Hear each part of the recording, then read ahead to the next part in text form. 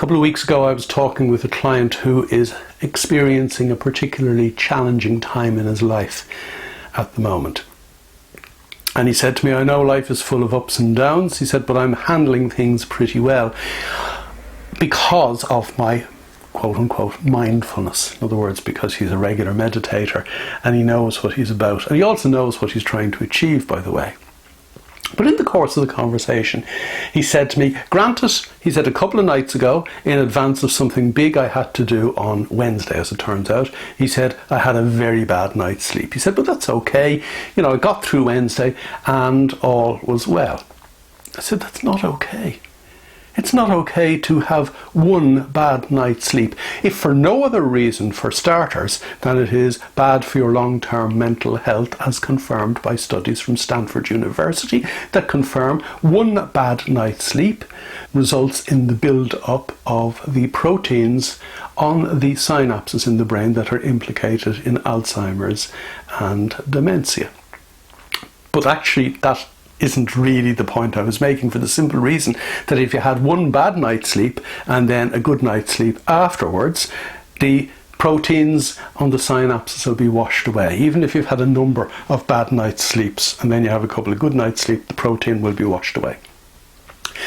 The main point I was making was that it isn't good enough to have one bad night's sleep and say to yourself, that's okay. It's not okay for the simple reason that A, you're setting yourself up to not be in the best flowing state of mind energetically the following day. In other words, by allowing yourself to have a bad night's sleep, you're, as you put your best foot forward, putting that best foot forward onto a very slippery slope indeed. It only takes one foot to be put on the slippery slope for you to begin sliding back down into a world where your thinking mind is only waiting for the opportunity to mess with your head all over again. In last week's video, I talked about the importance of reminding ourselves during the course of the day that this is it. This is your life. This is another instance where we need to remind ourselves that in putting my best foot forward, I always have to put my best foot forward on solid ground.